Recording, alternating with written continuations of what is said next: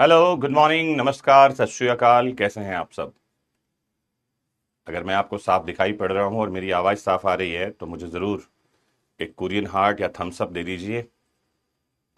Class start हो गई है। शाइना शर्मा, न्यासा, सोनल, प्रिया, जगन्नाथ।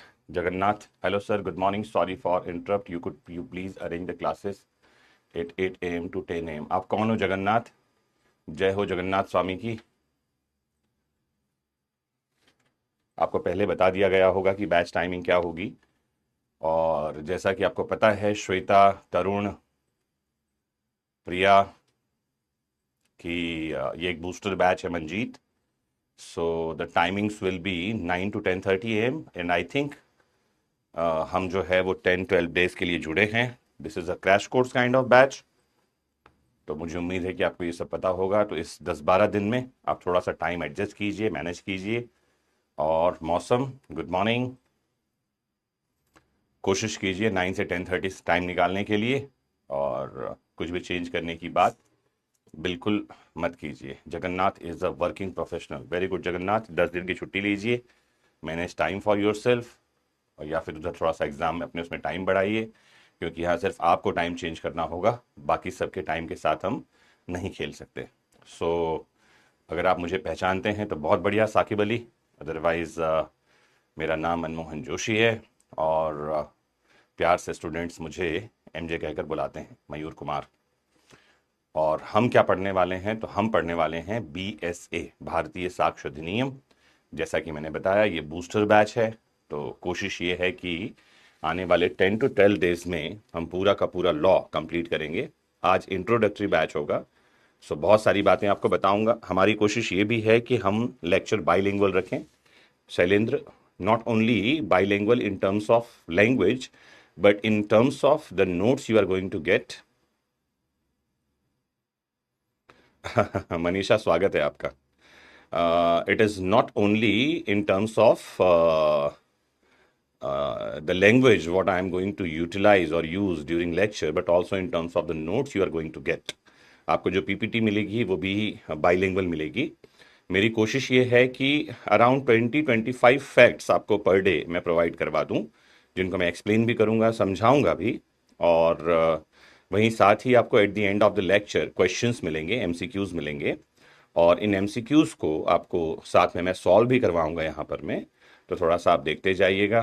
कोशिश ये करें कि, thank you Shweta, thank you very much, thank you, thank you, thank you. Bihar में काबा, हाँ, एडवोकेट श्वेता, बिहार में सब बढ़िया है? गर्मी ठीक पड़ रही है? तो पाटलिपुत्र की धरती, तक्षशिला नालंदा की धरती, बिहार को नमन है। आइए शुरू करते हैं। और आपके पास कोई डाउट्स हो तो आप मुझे at the end of the lecture जरूर पूछ सकते हैं, नंदिनी। और I would like to answer your questions. बहुत थोड़ा समय है, 10-12 दिन में। 10-12 दिन में मुझे नहीं लगता है कि BSA जैसा बड़ा और टफ सब्जेक्ट समझाया और समझा जा सकता है। मैं कोशिश करूंगा कि गागर में आपके लिए सागर भर सकूं, इप्सिता। और कोशिश ये आप भी करिए कि आप चीज़ों को समझिए, रिलेवेंट क्वेश्चन पूछिएगा। BNS का बूस्टर बैच कब होगा, ये आपको ये क्वेश्चन यहाँ नहीं पूछना चाहिए। ना ही कोई इररिलेवेंट क्वेश्चन पूछना चाहिए या इधर उधर की बात हम करेंगे, क्योंकि मैंने बताया हमारे पास समय कम है और कम समय में बहुत सारी बातें समझनी है। यहाँ से शुरू कर दूं अपनी बात कि जब आप किसी एग्जाम के लिए जा रहे हैं और आपको तैयारी करनी है, तो how to do, what to do and what on you have to focus about. तो इसके लिए आंसर आचार्य कौटिल्य ने लगभग 2300 साल पहले दे दिया। वो कहते हैं, अनंत शास्त्रम बहुलाश्च विद्या अल्पस्य कालो बहुविघ्नता च यत सारुभूतम तदुपासनीयम हंसम यथा क्षीरमी वाम्बु मध्यात्। मतलब ये है कि जब बहुत कुछ पढ़ने के लिए होता है, आपके पास समय बहुत ज़्यादा नहीं होता है, टाइम बहुत कम होता है, 15 जुलाई को एग्जाम होने वाला होता है, और आप अप्रैल के महीने में जागते हैं, तो आपको करना क्या है? आपको हंस की तरह व्यवहार करना है। यत सारभूतम तदुपासनीयम हंसम यथा क्षीरमी वाम्बु मध्यात्। मतलब जो समरी नॉलेज है उसको एक्सेप्ट कर लेना चाहिए, उसको एडमिट करना चाहिए, उसको प्रिपेयर करना चाहिए। बिना काम की बातों को, जो कम इंपॉर्टेंट है, उनको छोड़ देना चाहिए। नीर क्षीर विभाग करने के लिए हंस जैसी बुद्धि का उपयोग करना चाहिए। तो आपके लिए ये काम मैं कर रहा हूं, अक्षितानंदी। आप मेरे साथ जुड़ जाइए नंदिनी, और चीजों को समझिए। पहली बात तो ये है, मैं आपको स्लाइड्स में लिए चलता रहता हूं, आप चीजों को समझते रहना। स्लाइड्स आपके लिए हिंदी इंग्लिश दोनों में आएंगे। मैंने कहा हिंदी वालों हिंदी को समझें, इंग्लिश वालों इंग्लिश को समझें। फिलहाल मेंस के बारे में बात न करें, पूरा समय प्रीलिम्स पर फोकस करें, प्रीलिम्स एग्जाम की तैयारी में दिमाग लगाएं और कोशिश करें कि 15 जुलाई को जो एग्जाम हो रहा है उसमें आप बाहर निकलें। तो पहली बात तो ये है, जो हमारा साक्ष्य अधिनियम है, जो नया कानून आया है बीएसए 1990 बीएसए 2023, ये जो लॉ है इसकी थोड़ी सी मैं आपको जर्नी बता दूं, यात्रा बता दूं कि कहाँ से ये शुरू होती है। तो मैं थोड़ा सा आपको और पीछे लिए चलता हूं। आज की क्लास में थोड़ा सा इंट्रोडक्शन है, तो मैं बहुत सारी बातें बताऊंगा। नोट्स में सिर्फ 10 फैक्ट्स आपके लिए हैं और सिर्फ 10 फैक्ट्स आपके लिए नोट्स में हैं और अराउंड 10 से आसपास क्वेश्चन होंगे आज के में, लेकिन बहुत सारी बातें मेरे पास बताने को हैं, तो ठीक से सुनते रहिए। और ये लेक्चर जो है इसी जगह इसी एप्लीकेशन में सेव हो जाएगा, तो आप बहुत सारी बातें लेक्चर के बाद भी सुन करके नोट्स बना सकते हैं या सुन करके ही रिवाइज कर सकते हैं। तो अब हम थोड़ी सी हिस्ट्री में चलते हैं। तो जब अंग्रेजों का शासन भारत में आया, आपको पता होगा कि 1600 में वहाँ के रॉयल चार्टर से ब्रिटिश इंडिया कंपनी भारत आती है, मोनोपोली उनको मिलती है।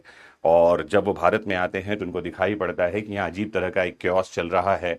उनको लगता है सर्टेन रूल्स एंड रेगुलेशन बनाकर ही हम इस कंट्री पर राज कर पाएंगे, क्योंकि उनकी संख्या बहुत थोड़ी सी थी।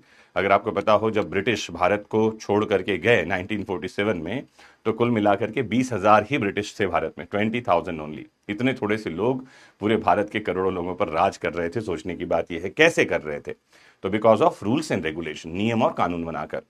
तो हमारे पास जो पहला इंपॉर्टेंट चार्टर हमको मिलता है वो है 1833 का चार्टर। मैं कुछ चीजों को लिख भी देता हूं, सो दैट जब आपको नोट्स मिलेंगे तो ये बातें भी आपको मिलेंगी।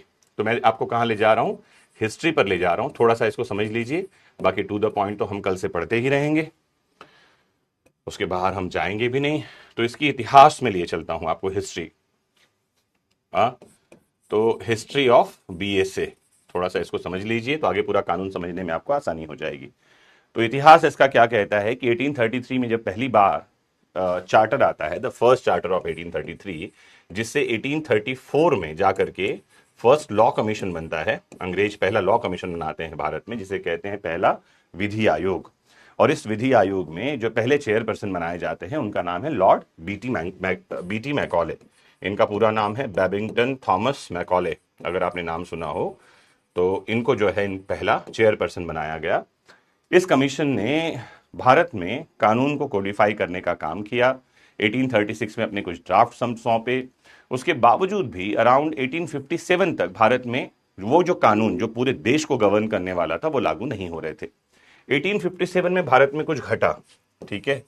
दैट घटना इज नोन एज 1857 का रिवॉल्ट। जैसा कि हमारे किताबों में कई बार हम पढ़ते रहे हैं, इतिहासकार बताते रहे हैं, 1857 का रिवॉल्ट म्यूटिनी कहते हैं। और जो राष्ट्रवादी लोग हैं उनका कहना है भारत का पहला स्वतंत्रता संग्राम, this was the first freedom movement of India, जहां मंगल पांडे को फांसी हुई और पूरे देश भर में एक जन आंदोलन बना।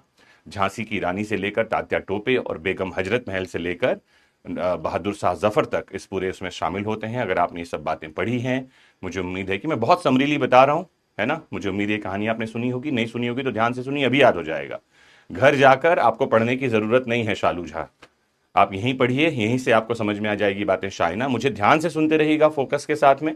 जब आप सुबह क्लास में पढ़ने बैठे तो रीढ़ की हड्डी स्पाइनल कॉर्ड सीधी करके बैठिए, टेबल कुर्सी पर पेन और पेपर लेकर बैठिए, ठीक है। चाय पीते, पानी पीते, खाना खाते मत सुनिए, बिस्तर में लेटकर तो बिल्कुल मत सुनिए, और चीजें आपको इमीडिएट याद हो जाएंगी, ये मेरी गारंटी है, ठीक है। आपको वापस से रिवीजन भी नहीं करना पड़ेगा। तो मैं कहानी में था कि 1857 का रिवॉल्ट हो गया। 1857 के रिवॉल्ट के बाद क्या हुआ शायना कि अंग्रेजों को समझ में आया इस देश को कंट्रोल करना इतना आसान नहीं है। ये जो म्यूटिनी, ये जो विद्रोह भड़का है, जिसको हम पहला स्वतंत्रता संग्राम मानते हैं, जानते हैं, ये अंग्रेजों की खटिया खड़ी और बिस्तर गोल करने के लिए तैयार था, ठीक है। उनको देश से खदेड़ने के लिए पर्याप्त था। और यहां आता है 1858 का वो वाला काम जिससे कि देश में कानून बनना शुरू हुए। 1858 में क्या हुआ, आपकी जानकारी के लिए बता दूं, पहली बार अंग्रेजों का, ब्रिटिश क्राउन का हमारे देश पर डोमिनियन, शासन जो है, ये 1858 में हुआ। उसके पहले तक जो खेल खेल रही थी वो ब्रिटिश इंडिया कंपनी थी, कंपनी का काम देश में व्यापार करना था। 1858 में पहली बार जो है देश में ब्रिटिश क्राउन का रूल आता है, क्योंकि 1857 के रिवॉल्ट के बाद उनको समझ में आ गया था अंग्रेजों को कि भारत पर शासन करना आसान नहीं होने वाला है। और क्या हुआ इस समय तक, 1855 में आपको बताऊं मैं, एक नया लॉ कमीशन बन गया था जिसे कहते हैं second law commission. Second law commission के जो चेयरपर्सन थे उनका नाम था सर जॉन रोमिली। जॉन रोमिली साहब बहुत विद्वान व्यक्ति थे, ठीक है। और इनके ही सेकेंड लॉ कमीशन के दौरान 1858 में जैसे ही ब्रिटिश क्राउन ने अपने हाथ में सत्ता ले ली, क्या कुछ हुआ, 1859 में पहली सीपीसी आ गई। क्या आई? First civil procedure code. 1860 में पहली बार आईपीसी आ गई, भारतीय दंड संहिता। 1861 में सीआरपीसी आ गई, कोड ऑफ क्रिमिनल प्रोसीजर। देखो 1858 में जैसे ही ब्रिटिश क्राउन देश को ओवरटेक करता है, हर एक साल एक बड़ा कानून आ रहा है। मैं छोटे छोटे कानून के बारे में बात नहीं कर रहा है ना, माइनर लॉज, छोटे मोटे लॉज तो आते ही रहे। वो 1838 में भी आए, 1839, 1840, 42 लगातार कानून आते रहे। लेकिन ये जो बड़े कानून जो पूरे देश को गवर्न कर रहे हैं, एक सूत्र में बांध रहे हैं, ये आना शुरू होते हैं 1859 से। 1859, 1860, 1861 ये तीन बड़े कानूनों के लिए देश में जगह बनाती है। लेकिन अभी तक देश में हमारे पास में एविडेंस लॉ नहीं आया था। क्यों नहीं आया था? क्योंकि एविडेंस लॉ गवर्न दो चीजों से हो रहा था। एक तो है हिंदू लॉज, हिंदू विधियां, ठीक है, और दूसरा है मोमडन लॉज, मुस्लिम विधियां।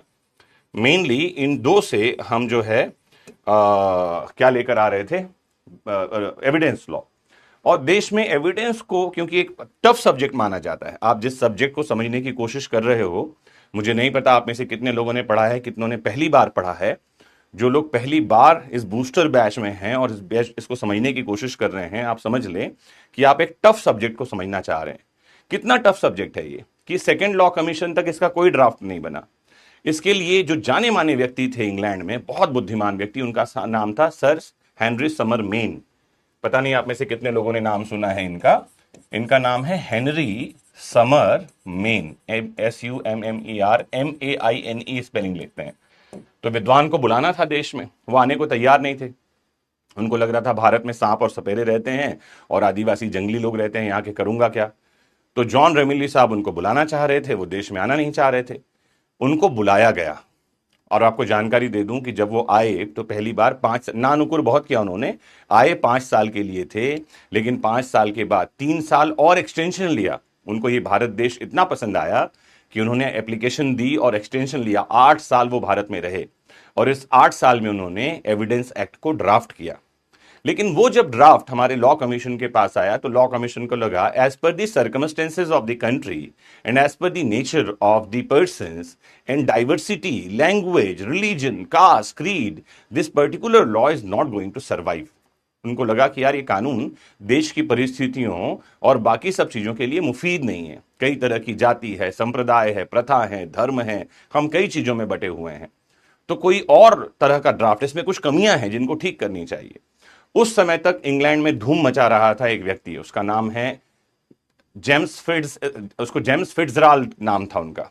जेम्स कहते हैं उनको, जेम्स फिट्ज स्टीफन नाम मिलता है आपको, या कई लोग सिर्फ स्टीफन के नाम से उनको जानते हैं। तो JF स्टीफन उनका पूरा नाम है, जेम्स फिट्जराल्ड स्टीफन। तो इंग्लैंड में उनकी कानून की किताब धूम मचा रही थी, पूरे विश्व भर में मचा रही थी, सिर्फ इंग्लैंड में नहीं, क्योंकि पूरे विश्व भर में उनका शासन ही था, राज ही कर रहे थे वो। उसका नाम था digest of law of evidence, किताब उन्होंने लिखी। तो भारत में जो हमारा लॉ कमीशन था, इन्होंने उनको अप्रोच किया कि आप आइए और हमारे इस कानून को रिवाइज कीजिए, मतलब देश की परिस्थितियों के हिसाब से ढालिए, चीजों को आसान बनाइए। और फिर स्टीफन साहब भारत में आते हैं, उस लॉ को रिवाइज करते हैं और 1 सितंबर, कौन सा तारीख है ये, 1 सितंबर 1872 को जाकर के एक कानून देश में लागू होता है जिसका नाम है इंडियन एविडेंस एक्ट, भारतीय साक्ष्य अधिनियम। कमाल का कानून, तो इतना प्यारा ये ड्राफ्ट है, अगर समझ में आ जाए, ठीक है, ध्यान से समझना है। कबीर कहते हैं राई की ओट में पहाड़। राई की ओट में पहाड़ का मतलब है कि आप अगर राई को सही एंगल पे रखो तो पहाड़ पीछे छुप सकता है। सिर्फ एक बात है, समझने का नजरिया। अगर आप ठीक से ये लॉ समझ लो, वैसे इसको समझने के लिए जीवन छोटा है, मैं बार बार ये कह रहा हूं कि मैं आपको मेंटली तैयार करना चाह रहा हूं कि 10-12 दिन में आप इसको समझने के लिए मेंटली प्रिपेयर्ड हो जाओ। समझ में आए रुचि आपको तो अपनी पीठ को थपथपाइए, समय पर क्लास में जुड़िए, क्योंकि आपके आने के पहले बहुत सारा पानी बह गया है। अगर आप 15-20 मिनट बाद क्लास में आओगे, ठीक है, 10 मिनट पहले चले जाओगे, 12 क्लास में से 3 अटेंड करोगे, 4 छोड़ दोगे और कहोगे समझ में नहीं आया, तो ये ऑब्वियस है, ध्यान रखना। नहीं समझ में आना नॉर्मल है, समझ में आ जाए तो अपनी पीठ थपथपाइए, लगे तो मुझे धन्यवाद दे लेना। ये ठीक वैसा ही है जैसे कबीर कहते हैं उषा कि 10 द्वारे का पिंजरा, तामे पंछी पौन, रहीबे को अचरज है उड़ जाए तो कौन। मतलब अगर किसी से मिलो और आदमी आपको जिंदा दिख जाए तो कहो वाह जिंदा हो तुम, मर जाए तो कौन सी बात है, क्योंकि हम सब इसी काम के लिए पैदा हुए हैं। मैन इज मॉर्टल, कहानी ही है। तो अगर आपको ये नहीं समझ में आए तो कोई बात नहीं, नॉर्मल है, समझ के चलिए। समझ में आ जाए रोज के क्लास में तो रोज अपनी पीठ थपथपाइए, कहिए कि शालू तू तो बुद्धिमान है यार, उषा तू तो कमाल बुद्धिमान है, ठीक है, Shaina you are the one who is the best, अपने आप को बताइए, ठीक है। आगे बढ़ रहा हूं मैं। शम्स समीर, बहुत आराम से आप लोग आते जा रहे हैं, जब उठ रहे हैं नींद खुल रही है आपकी, 9:21 हो गए। कोई बात नहीं, आप आते रहिए, मैं कोशिश करूंगा समय पर शुरू होने के लिए। तो मैं कहा था 1872 में लॉ आ गया हमारा, इंडियन एविडेंस एक्ट। अब मैं बता रहा था आपको कि ये लॉ इतना बढ़िया ड्राफ्ट किया गया था कि अगर आप 2023 तक देखें तो इसमें बहुत ज्यादा बदलाव नहीं हुए हैं, बहुत ही माइनर माइनर। कब अमेंडमेंट हुआ है इसमें? जब आईटी एक्ट आ गया। शायना सुनिए, जब आईटी एक्ट 2000 आया तो पहली बार इसमें बड़ा चेंज हुआ। फिर जब 2008 में आईटी एक्ट में अमेंडमेंट हुआ तो इसमें दूसरा बड़ा चेंज हुआ। सोचिए, लॉ में अमेंडमेंट ही नहीं हो रहा है कब से, 1872 से 2023 तक। बाप रे, 100-150 साल एक कानून अपने पांव जमा कर बैठा हो, जबकि हमारे 50-60 साल में ही आप समझें कॉन्स्टिट्यूशन जो है ये 100 से ज्यादा बार बदल गया है 70 साल में। और 100-150 साल में कोई कानून पैर जमा कर खड़ा है, मतलब ये कि उसकी ड्राफ्टिंग आने वाले समाज के हिसाब से भी हो गई है। कौन सी बातें उसमें नहीं थी? इंफॉर्मेशन टेक्नोलॉजी एक्ट, क्योंकि इंफॉर्मेशन टेक्नोलॉजी 1872 में नहीं था। जब ये इंफॉर्मेशन टेक्नोलॉजी आ गया तो उसके अकॉर्डिंग ये 2000 और 2008 में कानून में बदलाव हुए। अब 2014 में हमारा देश आजाद हुआ, पता चला आपको ये बात? शम्स, ऐसा एक विद्वान ने बताया टीवी चैनल्स में, और बहुत ज्यादा वायरल हुई वो बात कि 2014 में हमारा देश आजाद हो गया। ऐसा किसी ने कहा नहीं, आजादी है ये, ऐसी वाली बात लोग कह रहे हैं। मुझे नहीं पता आप कौन सी पार्टी, कौन से धर्म समाज से आते हैं। आप मुझे एक स्टूडेंट बन के सुनिए, मुझे आपको टीचर बनकर बताने में आसानी होगी। न्यासा कह रही हैं न्यासा टेलीविजन कम देखती है शायद और सोशल मीडिया पे नहीं है। तो 2014 में एक नई सरकार आई जिसे हम नेशनलिस्ट गवर्नमेंट या राष्ट्रवादी सरकार कहते हैं। ये सरकार, हाँ सुने थे आपने, तो ये सरकार जो है, ये जो गवर्नमेंट है, ये लगातार कुछ चीजों का भारतीयकरण कर रही थी। लगातार लगातार नाम बदले जा रहे हैं। मैंने तो सुना कि अगर अभी जो लेटेस्ट इलेक्शन में सरकार जीती, अगर उसमें इनका बहुमत आ जाता तो ये पृथ्वी का नाम बदलकर दीनदयाल गोला करने वाले थे। ये तो हुआ कि इनकी सिंगल मेजॉरिटी नहीं आई, और मतलब 400 पार, जो मेजॉरिटी का बात कर रहा हूं मैं, अगर 400 पार हो जाता तो ये जो है पृथ्वी का नाम बदल के दीनदयाल गोयला करने वाले थे, और शायद जो है सिविल प्रोसीजर कोड और कॉन्स्टिट्यूशन को बदलने की भी प्लानिंग कर रहे थे। तो इस सरकार के ऊपर एक तोहमत थी, एक एक बार बार बातें आ रही थी शायना,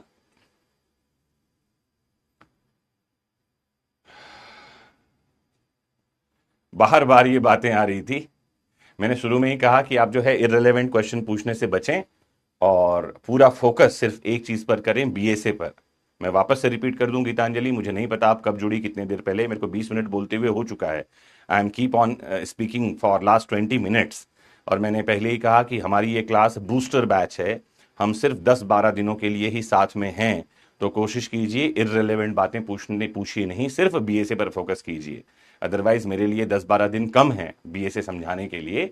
मैं कोशिश कर रहा हूं कि इतने कम समय में आपको अच्छे से ये लॉ समझा दूं कि आपको कहीं ये न लगे कि सर बूस्टर बैच में बहुत सारी चीजें छोड़ गए हैं। और इसके लिए मैं बहुत डिटेल में आज आपको इंट्रोडक्टरी लेक्चर में हिस्ट्री समझा रहा हूं और इस लॉ की कुछ इंपॉर्टेंट बातें भी समझा जाऊंगा। लास्ट में कोशिश करेंगे कि हम 10 कम से कम एमसीक्यूज, मल्टीपल चॉइस क्वेश्चन भी सॉल्व करें। आइए वापस से बढ़ते हैं। तो मैं आपको बता रहा था कि 2014 में नई सरकार आई और इस सरकार पर बहुत सारी तोहमत लगी थी। दिस सरकार गीतांजलि पूछ रही, दिस इज फॉर, गीतांजलि आप बता रही हो कि पूछ रही हो? This is for APO not judiciary. आप बता रही हो कि पूछ रही हो? मनीषा पूछ रही है 10-12 दिन, आपको क्या बताया गया है, ये कितने साल की क्लास है? 2 मिनट आपके लिए बात कर लूं मनीषा, बताइए 2 मिनट फटाफट से, मुझे बहुत कुछ बताना है। आपको क्या बताया गया है? 2 साल की क्लास बताई गई है, क्या बताया गया है आपको? अरे जल्दी बताओ मनीषा। गीतांजलि, आप क्या जुडिशरी बैच समझ कर आए हो? आओ आपसे बात कर लूं 2 मिनट, सो दैट ठीक से मैं पढ़ा सकूं बिना डिस्टरबेंस के। गीतांजलि, आपको क्या बताया गया है? ये जुडिशरी नहीं, जुडिशरी की बैच ऐसा बताया गया है क्या? और मनीषा, आपको क्या बताया गया है, कितने महीने का क्लास बताया गया है? मुझे बताइए, अगर आपके पास कुछ मिस पिचिंग और गलत जानकारी है उसको ठीक करेंगे। नहीं, 2 मिनट न्यासा, समझ लो इनकी बातों को। नहीं, आपको क्या लग रहा है इससे मतलब कैसा है मनीषा? मैं पूछ रहा हूं आपको क्या बताकर आपने ये बैच ज्वाइन किया है? न्यासा, बस 2 मिनट है ना, मैं कंटिन्यू करूंगा, लेकिन ये डिस्टर्बिंग मैसेज जो आ जाते हैं ना, मुझे लगता है कि एज अ टीचर मेरा पहला धर्म है आपके प्रश्नों का उत्तर देना। अदरवाइज इतना सारा ज्ञान तो किताबों में यहां वहां कहीं भी पड़ा हुआ है। एपीओ की प्रीलिम्स की बैच नहीं, किसको बताया गया जुडिशरी की बैच है? कौन बोल रहा है ये जुडिशरी की बैच है? हाँ, मनीषा को बताया गया है 10 जुलाई तक है, तो 3 महीने तो बचे हैं।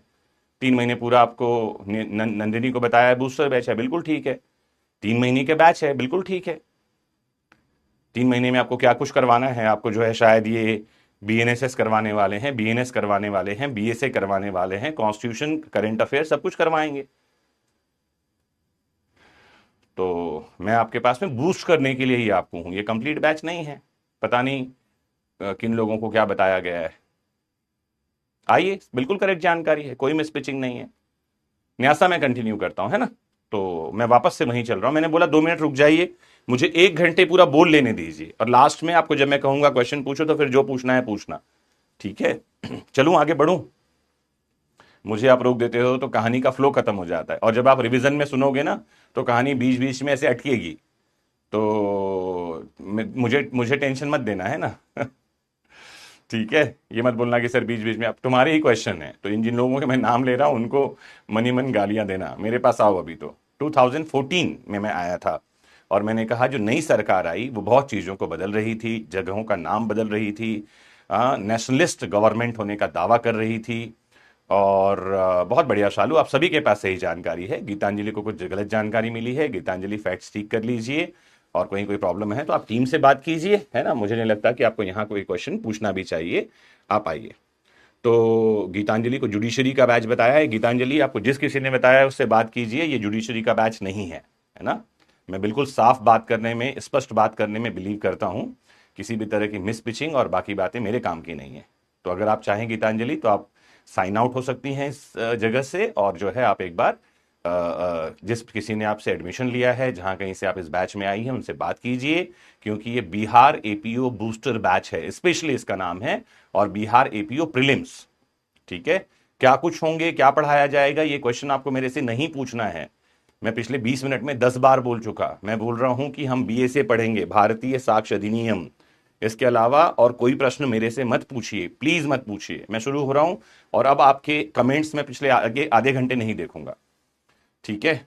चलिए, तो मैं आपको क्या बता रहा हूं सुन लेते हैं। 2014 में सरकार आई, वापस से वहीं जा रहा हूं मैं। सरकार पर बात यह थी कि आपके पास में पिछले 100-150 साल में आप अपना कानून नहीं बना सके। You even could not draft your own laws to govern your country, and how you are going to claim that your country is a विश्व गुरु, और you have the most intellectual persons in the entire history। हम कहते रहे कि 5000 साल भारत का इतिहास है, भारत जो है वो विद्वानों का देश है, और क्वेश्चन यही पूछा जाता रहा। तो नई सरकार ने इस चीज को एज ए चैलेंज लिया, और जो 3 बड़े लॉज थे जो देश को गवर्न कर रहे थे, एक का नाम है बीएसए, मैं आगे लिख दूं इस पर, एक का नाम है बीएसए भारतीय साक्ष्य अधिनियम, एक का नाम है बीएनएस भारतीय न्याय संहिता, और एक का नाम है बीएनएसएस भारतीय नागरिक सुरक्षा संहिता। ये 3 नए कानून ये सरकार लेकर के आई, और ये कानून तीनों ही आपको डेट याद रखना है, 1 जुलाई 2024 से लागू हुए हैं। और ये कानून का नाम है बीएसए 2023, इसका नाम है बीएनएस 2023, और इसका नाम है बीएनएसएस 2023। और जिसमें से हम जो टॉपिक यहां पढ़ने वाले हैं वो है बीएसए 2023। कहीं कुछ यहां तक मुझे उम्मीद है कि कंफ्यूजन आपके मन में कहीं तक नहीं होगा। आइए। नहीं, अभी स्टार्ट हुआ नहीं। शम्स कह रहे हैं बैक मत जाओ, यहीं से पढ़ो, अभी स्टार्ट नहीं हुआ। हाँ, अभी तो हम शुरू नहीं हुए हैं, ज्यादा नहीं, कुछ भी स्टार्ट नहीं हुआ। अभी तो मैं हिस्टोरिकल बैकग्राउंड में था। तो मैं आपके लिए कुछ वन लाइन फैक्ट्स लेकर आया हूं, आप यहां से देखते जाइए। सबसे पहली इंपॉर्टेंट बात है कि आपके एग्जाम में क्वेश्चन पूछा जा सकता है कि बीएसए 2023 ने कौन से कानून की जगह ली है। तो इसका नाम है 1872 का इंडियन एविडेंस एक्ट, जिसकी जगह हमारा भारतीय साक्ष्य अधिनियम आया है। तो आप इस बात को जरूर ध्यान में रखें, इसको याद रखें। This act came into force in 2023, यह अधिनियम 2023 में लागू हुआ है। तो आप इसको ठीक कर लें, इसका नाम है बीएसए 2023। लागू कब हुआ है तो इसको ध्यान रखें, 1 जुलाई 2024, 1 जुलाई 2024 से लागू हुआ है। यह प्रश्न आपके एग्जाम में पूछा जा सकता है, ठीक है। और दूसरी इंपॉर्टेंट बात है एप्लीकेशन ऑफ द लॉ, कानून किस पर लागू है। तो आपको ध्यान रखना है, भारत में सभी न्यायिक कार्यवाही क्या होती है, इसे कहते हैं जुडिशियल प्रोसीडिंग्स। अगर आप, गुड मॉर्निंग रोहिणी, अगर आप जाएंगे किस में जाएंगे आप जाइए बीएनएसएस में। तो बीएनएसएस में आपको मिलेगी जुडिशियल प्रोसीडिंग की परिभाषा। जुडिशियल प्रोसीडिंग हिंदी में इसे कहते हैं न्यायिक कार्यवाही। मैं हिंदी वालों के लिए शुद्ध हिंदी भी बोल रहा हूं, तो प्लीज आप ध्यान रखें, इसे कहते हैं न्यायिक कार्यवाही। न्यायिक कार्यवाही क्या होती है, इसकी एक लाइन में परिभाषा याद रखिए, a proceeding in which evidence can be duly taken on oath. ऐसी कोई भी कार्यवाही जिसमें साक्ष्य शपथ पर लिए जा सकते हों, उन प्रोसीडिंग्स को हम कहते हैं जुडिशियल प्रोसीडिंग्स। रिपीट कर दूं एक बार आपके लिए, any proceeding in which evidence can be taken duly taken on oath. ऐसी कोई भी कार्यवाही जिसमें साक्ष्य जो है वो शपथ पर लिया जा सकता है, न्यायिक कार्यवाही कहलाती है। तो किस पर लागू होता है, ये सभी न्यायिक कार्यवाहियों पर लागू होता है, सभी कार्यवाहियों पर। आपके एग्जाम में क्वेश्चन आएगा, इसको ध्यान में रखना है, आपको भूलना नहीं है, ठीक है। फिर चलते हैं, क्वेश्चन पूछा जाता है क्या ये एफिडेविट्स पर लागू होता है। तो ध्यान रखना है, ये हमारा लॉ दो चीजों पर लागू नहीं होता। This particular law is not applicable on to special things. किस पर नहीं होता, एक तो एफिडेविट्स पर नहीं होता, किस पर, शपथ पत्रों पर ये लागू नहीं होता, लिखिए एफिडेविट्स पर लागू नहीं होता। और दूसरा किस पर लागू नहीं होता, आर्बिट्रेशन प्रोसीडिंग पर। आर्बिट्रेशन क्या होता है, इसे कहते हैं माध्यस्थम की कार्यवाही। आर्बिट्रेशन कॉन्सिलेशन एक्ट है हमारे पास एक 1966, जिसमें किसी व्यक्ति को आर्बिट्रेटर यानी कि मध्यस्थ बनाया जाता है, और उसके सामने जब कभी भी प्रोसीडिंग होती है तो कहा जाता है the arbitrator is bound by the natural law of justice. Arbitrator need not to follow the strict rules of evidence. जो मध्यस्थ होता है उसे प्राकृतिक न्याय के सिद्धांतों का पालन करना होता है, वह साक्ष्य के कठोर नियमों से नहीं बंधा होता है। मुझे उम्मीद है कि मेरी बातें आपको समझ में आ रही हैं। मैं एकदम धीरे धीरे चल रहा हूं, है ना। कहीं मेरी बातों में डाउट हो तो जरूर मुझे लिख करके पूछिए। ये मत पूछिए कि बीएनएस कब शुरू होगा, माइनर लॉ में क्या पढ़ाया जाएगा। आप अगर अभी जो बातें बता रहा हूं उससे कोई डाउट हो तो इमीडिएट लिखना, मुझे बहुत खुशी होगी आपके क्वेश्चंस का आंसर दे करके। क्योंकि एकमात्र काम जो मुझे करना चाहिए एक्चुअली, वो सिर्फ ये करना चाहिए कि आपके क्वेश्चंस का आंसर देना चाहिए, शायद ना। और समझ में आता रहे तो बीच बीच में मुझे जो है एक छोटा सा कुरियन हार्ट भेजते रहिए या ठेंगा देते रहिए। ठेंगा मांगने से मैं बचता हूं, क्योंकि एक बार जो है किसी ने ये मांग लिया था, उसका नाम गुरु द्रोण पड़ गया था, और जिसने दिया था उसे एकलव्य कहा। वही बोल रहे होंगे थम्स अप दे दो, थम्स अप दे दो। तो ज्यादा बढ़िया है कि आप जो है चीजें रखते रहिए, तो आसान होता रहेगा। एक इंपॉर्टेंट बात ध्यान रखना है आपको, भारतीय साक्ष्य अधिनियम की ब्यूटी क्या है पता है, खूबसूरती क्या है। अगर पूरे लॉ में कहीं लिखा है कि कोई बात ऐसी नहीं होगी, ध्यान से समझना, पूरे लॉ में कहीं लिखा है अगर कि ऐसा नहीं होगा, लॉ में कहीं लिखा होगा कि ऐसा ही होगा। अगर कहीं लॉ में लिखा है कि ये बात होगी, ऐसे होगी, तो कहीं तो लिखा होगा कि ऐसा नहीं होगा। जैसे अच्छा एग्जांपल दे दूं, अगर आपने समझा है ये बात कि पुलिस को किया गया कन्फेशन पुलिस कस्टडी में, any confession made to police is not admissible, ऐसा लिखा हुआ है। हाँ, बीएसए सेक्शन 23 में ऐसा लिखा हुआ है कि पुलिस को की गई संस्वीकृति जो है वो ग्राह्य नहीं होती, not admissible, can not be proved in the court. ढूंढिए कहीं लिखा होगा पुलिस कस्टडी में एडमिसिबल होगा, नहीं होगा, और होगा के बीच में जो बैलेंस है वही इसे खूबसूरत बनाता है। आप जज बन के बैठे हैं, एक पक्षकार कहेगा नहीं होगा, दूसरा कहेगा होगा। अगर आप जज हैं तो बता समझेंगे होगा कि नहीं होगा, अदरवाइज बाल पकड़ के ढूंढते रहिए अपने। Any proceeding, Jagannath, it is not about DM or SDM. It is all about the oath commissioner. If the proceeding before oath commissioner, revenue court, registrar, जहां पर ओथ पर अगर कार्यवाही हो सकती है या हो रही है, शपथ पर कहीं भी हो रही हो, इररेस्पेक्टिव ऑफ दी कोर्ट, कौन सा कोर्ट है इससे मतलब नहीं है, तो उसे हम जुडिशियल प्रोसीडिंग कहेंगे। ध्यान रखना है, एडमिनिस्ट्रेटिव प्रोसीडिंग और जुडिशियल प्रोसीडिंग में डिफरेंस है। जगन्नाथ जो क्वेश्चन लेकर आए हैं डीएम एसडीएम, तो डीएम जुडिशरी का पार्ट होता है कि एडमिनिस्ट्रेशन का? जगन्नाथ, डीएम एडमिनिस्ट्रेशन का पार्ट होता है, एग्जीक्यूटिव का पार्ट होता है, या जुडिशरी का पार्ट होता है? आपके पास क्या जानकारी है बताइए, मुझे बोलते रहिए, मैं सुनता रहूंगा आपको, हम बातें भी करेंगे। 10-12 दिन का मतलब ये नहीं है कि मैं आपको 10-12 दिन में छोड़कर चला जाऊंगा, अरे ना, आपको तो पूरा निचोड़ कर ही जाऊंगा। तो आप सबको पता है एडमिनिस्ट्रेशन का पार्ट होता है, एडमिनिस्ट्रेटिव का पार्ट होता है। गलत जानकारियां हैं आपके पास में, रॉन्ग इन्फॉर्मेशन है, रॉन्ग इन्फॉर्मेशन। आप सभी के पास गलत जानकारियां हैं, आपकी बहुत सारी जानकारियां मैं ठीक आपके दिमाग के धागे खोल देने वाला हूं आज, हाँ, 1-1.5 घंटे में। तो डीएम कलेक्टर होता है क्या? डीएम मनीष, शालू, जगन्नाथ, क्या डीएम कलेक्टर होता है? एक और भी आंसर दीजिए। एग्जीक्यूटिव का पार्ट है, आप बता रहे हैं एग्जीक्यूटिव। अरे नहीं, वो तो नहीं होता, मैं बताऊंगा क्यों नहीं होता। मेरा क्वेश्चन ये है, क्या वो कलेक्टर डीएम होता है? कलेक्टर डीएम नहीं होता। कौन होता है डीएम जगन्नाथ? स्वप्निल कह रहे हैं यस, स्वप्निल ने प्रैक्टिकली देखा है। डीएम कौन होता है जगन्नाथ? आपका ही क्वेश्चन था। मनीषा भी कह रही है यस, हाँ, आपने प्रैक्टिकली देखा होगा। बाड़मेर कलेक्टर जो है बहुत फेमस है, टीना डाबी, वो डीएम वहीं की वही है। शायना भी कह रही है यस। जगन्नाथ आप नो कह रहे हैं, आपकी जानकारी में कौन होता है? जल्दी बताइए, आपके इन दोनों क्वेश्चन का आंसर देने वाला हूं मैं।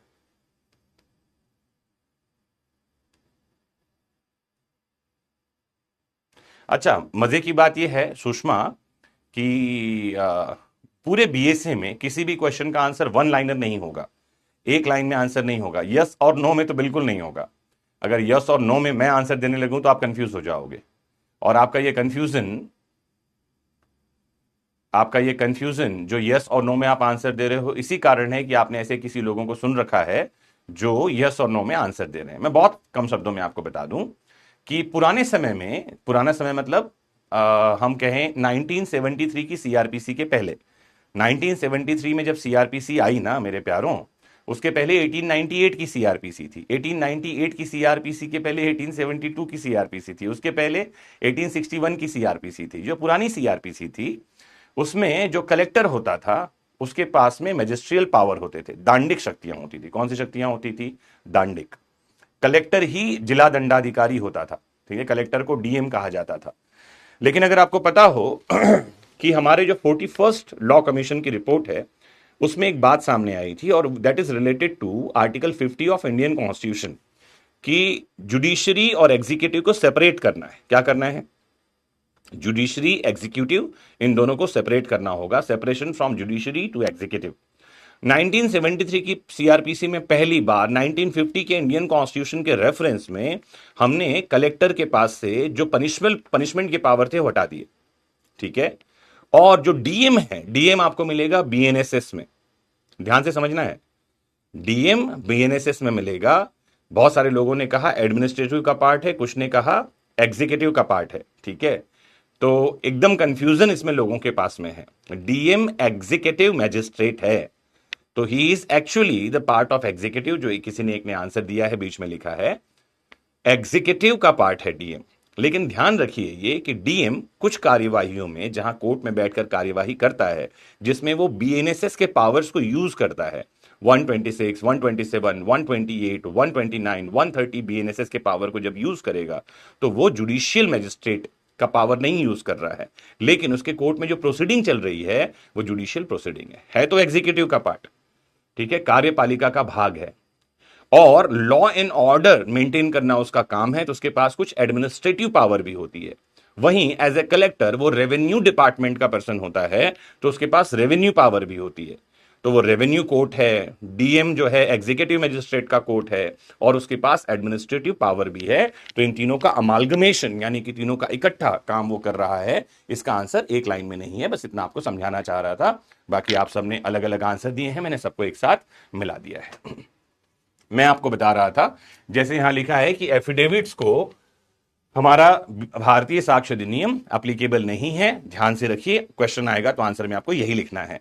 लेकिन साथ में एक बात और ध्यान रखना है, if there is expressed provision of law, अगर कानून में अभिव्यक्त रूप से कहीं लिख दिया है कि हमारे एफिडेविट्स को एविडेंस एक्ट लागू होगा, the evidence law is applicable on affidavits, तो हमारे एफिडेविट्स पर लागू हो सकता है। इसको ध्यान रखना है। फिलहाल आंसर है नहीं लागू होता। फिर पांचवा देखिए, द एक्ट डिफाइंस की terms like court, facts, evidence, documents etcetera. कुछ आपको परिभाषाएं याद रखनी है, ध्यान रखना है। क्या रखना है? परिभाषाएं याद रखनी है। जैसे एक तो आपको डेफिनेशन याद रखना है, वो है एविडेंस की परिभाषा कहां है। आपके एग्जाम में पूछ सकता है which section defines evidence. Hello, क्या पूछ सकता है आपको? कौन सी धारा में साक्ष्य शब्द की परिभाषा है? और आपको क्या याद रखना है, आपको याद भी करवा देता हूं मैं। ई से एविडेंस होता है। हिंदी वालों आप भी इंग्लिश याद रखिए। क्या शब्द है? ई। तो 21E में सॉरी, एविडेंस शब्द को डिफाइन किया है। कैसे याद करोगे? एविडेंस की परिभाषा कहां है? 21E में। दूसरी एक परिभाषा देखिए, 21D में जाइए, तो डी से क्या होता है? डॉक्यूमेंट। तो डॉक्यूमेंट की परिभाषा कहां है? 21D में। क्या होते हैं इस पर आऊंगा मैं, है ना, हम डेफिनेशंस में जाएंगे अभी। 21D में क्या है? डॉक्यूमेंट की परिभाषा। या दो शब्द होते हैं बहुत इंपॉर्टेंट, एक तो होता है फैक्ट इन इश्यू। क्या शब्द है? Fact in issue. इसे कहते हैं विवाद्यक तथ्य, फैक्ट इन इश्यू।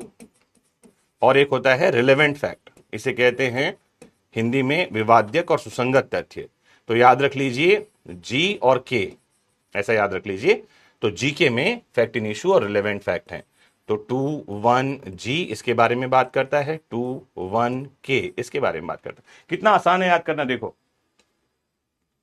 अगर आप ऐसे याद कर लो तो मेरे ट्रिक्स को अपनाओ तो आपको याद करने में आसानी होगा और आप टफ वर्ड्स को भी आसानी में याद कर सकते हैं। 21E से एविडेंस। सबसे इंपॉर्टेंट डेफिनेशन आपको याद रखना है कि भारतीय साक्ष्य अधिनियम में एविडेंस शब्द की परिभाषा कहां है, और यह है 21E में। ठीक है,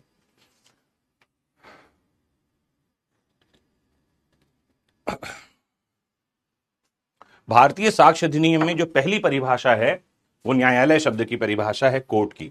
यह है 21C में। और आपके एग्जाम में क्वेश्चन पूछता है ना, मैच द कॉलम में आ सकता है कौन सी डेफिनेशन कहां है या सीधे ही क्वेश्चन पूछा जा सकता है which section defines this particular term. तो आपको याद करने के लिए कितना आसान मैंने करवा दिया, देखिए। हाँ, और इनको आपको याद रखना है ना। एक इंपॉर्टेंट शब्द है जिसके आसपास पूरा हमारा लॉ घूमेगा। कैसे याद कीजिए? 21 क्या लिखा है मैंने? ये F। 21F में फैक्ट शब्द को परिभाषित किया है। इसको हिंदी में कहते हैं तथ्य। क्या होते हैं ये फैक्ट? तो ध्यान रखना है, बहुत आसान है ना, बहुत आसान। कैसा है आसान?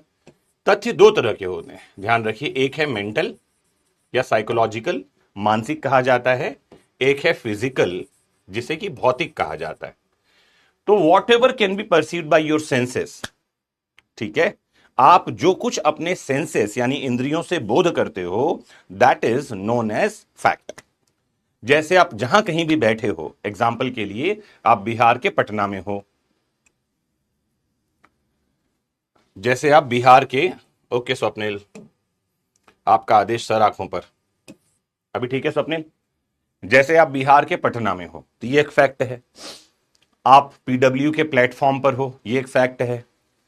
सुबह के 9:44 सो रहे हैं, ये एक फैक्ट है। मैं आपको भारतीय साक्ष्य अधिनियम पढ़ा रहा हूं, ये एक फैक्ट है। आपका नाम स्वप्निल है, ये एक फैक्ट है। तो जो कुछ भी व्हाटसोएवर, जो कुछ भी you can perceive by any of your senses, आंख से देखकर, जबान से चखकर, हाथ से छूकर, कान से सुनकर, नाक से सूंघकर, आप जिनको अंदर डेटा आप लेते हो, ये है हमारे इनपुट डिवाइस। ये 5 इनपुट डिवाइस से जो कुछ डेटा आपके ब्रेन कंप्यूटर में जाता है वो फैक्ट है। इतनी आसान सी बात। कैसा आसान समझाया मैंने आपको? आपके 5 इनपुट डिवाइस हैं, उन 5 डिवाइस से जो कुछ भी आपके भीतर जा रहा है वो फैक्ट है, और इन फैक्ट्स को हम कहते हैं फिजिकल फैक्ट। फिर मेंटल फैक्ट क्या होता है?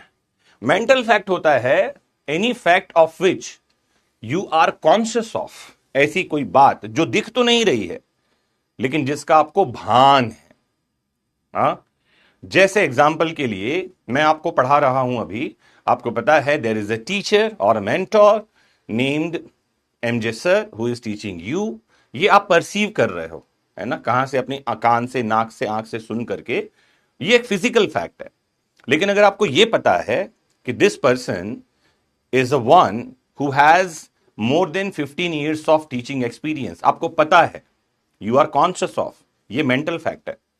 आपको पता है कि भारतीय साक्ष्य अधिनियम में अगर आप गूगल डाल करके एमजे सर निकाल कर ढूंढो बबीता, तो आपको दिखाई पड़ेगा कि ये एक लॉ पढ़ाने के लिए मेरे पास वर्ल्ड रिकॉर्ड है।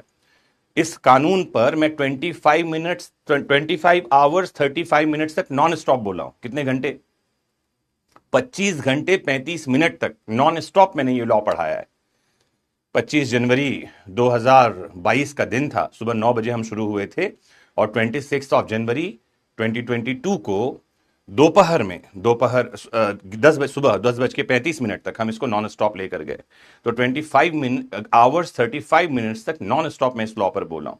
अगर आपने गूगल पर सर्च करके ये बात जानी है तो ये फिजिकल फैक्ट है, क्योंकि आपने उसको पढ़ा आंखों से, किसी ने सुना कानों से, लेकिन आपको ये पता है, यू आर कॉन्शियस ऑफ। तो ये बातें कैसी हो जाती हैं? मेंटल फैक्ट हो जाती हैं। तो रेप्यूटेशन, ख्याति, मेंटल फैक्ट है। ठीक है, क्या शब्द? रेप्यूटेशन। ठीक है, फ्रेंडशिप, एनमिटी, ये सब क्या कहे जाते हैं? मेंटल फैक्ट कहे जाते हैं। तो फिजिकल और मेंटल दो तरह के फैक्ट हैं जिनको आप 21F में जाकर के देख सकते हो। फिर मैंने बताया कोर्ट शब्द की डेफिनेशन। पहला ही डेफिनेशन कोर्ट का डेफिनेशन है, क्योंकि सब कार्यवाही कहां होने वाली है? कोर्ट में। तो 21A में कोर्ट की डेफिनेशन है, इसको आपको याद रखना है। और कोर्ट का मतलब क्या है? कोर्ट का मतलब ध्यान रखिए हमेशा ही, कोर्ट का मतलब वो वाली बिल्डिंग नहीं है जो शहर के किनारे है। हाँ, कोर्ट का मतलब, मनीषा, कोर्ट का मतलब वो वाली बिल्डिंग नहीं है जो शहर के कोने में पड़ी हुई है। कोर्ट का मतलब है जज। ध्यान रखना है, बड़ा अच्छा, बड़ी अच्छी परिभाषा है।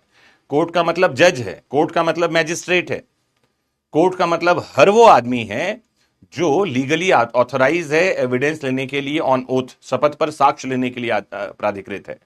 इसमें इसमें आर्बिट्रेटर नहीं आता। इतनी सी बात 21A में लिखी है।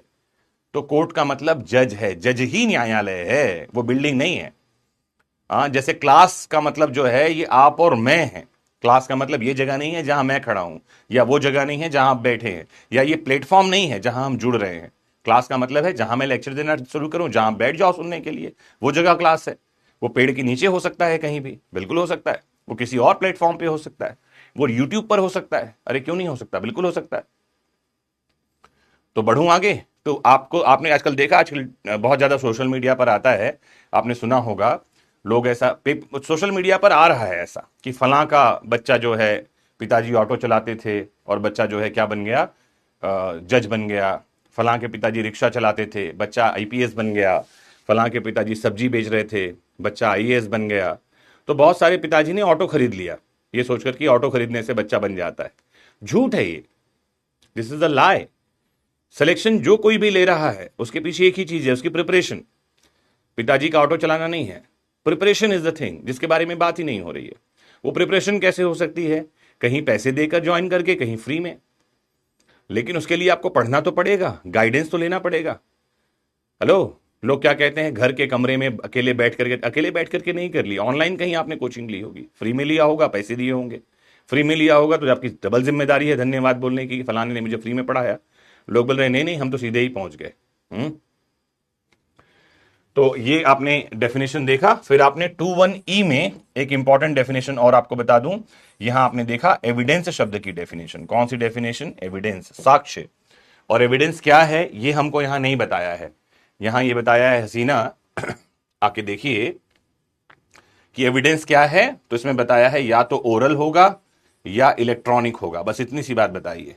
हाँ, ओरल होगा या डॉक्यूमेंट्री होगा, मौखिक या दस्तावेजी, दो ही तरह का साक्ष्य यहां बताया गया है, या तो ओरल या डॉक्यूमेंट्री। एक क्वेश्चन का आंसर आप में से कोई दीजिए, जल्दी से सुनिए, फटाफट से सुनना। ए नाम का एक आदमी है जो विटनेस है किसी मैटर में। 2E नहीं है बबीता, 21E है। डेफिनेशन को दो क्लाउज में बांटा है, 1 और 2।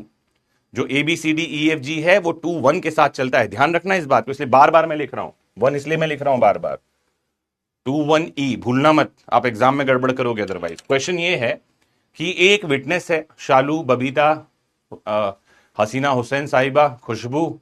मेरी क्वेश्चन को ध्यान से सुनिए, मनीषा, कविता। क्वेश्चन क्या है, ठीक से सुनना। क्वेश्चन ये है कि एक विटनेस है और अपना स्टेटमेंट कोर्ट में वो इलेक्ट्रॉनिक मोड से देना चाहता है। इलेक्ट्रॉनिक मोड मतलब वीडियो कॉन्फ्रेंसिंग के माध्यम से। कैसे देना चाहता है? AV मोड से देना चाहता है। उसको AV मोड से कनेक्ट किया गया है सॉफ्टवेयर से और अपना स्टेटमेंट दे रहा है, जिसे हम डिपोजिशन कहते हैं, बयान कहते हैं, गवाही कहते हैं।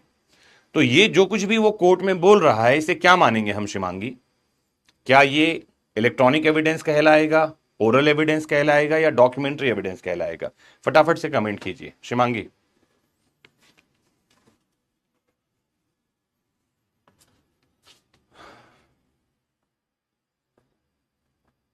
बताओ मेरे प्यारों, राज दुलारों। जगन्नाथ आ गए, जगन्नाथ कह रहे हैं डॉक्यूमेंट्री एविडेंस होगा।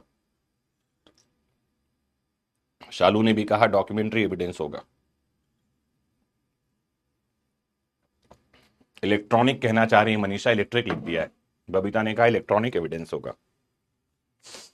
ओरल एविडेंस डाला है ईशा ने, शाबाश ईशा। आयशा अजीज कह रही हैं ओरल होगा। हसीना कह रही हैं ओरल स्टेटमेंट है। सुषमा कह रही हैं ओरल। देखिए ध्यान से समझना मेरी बात को, अब है ना।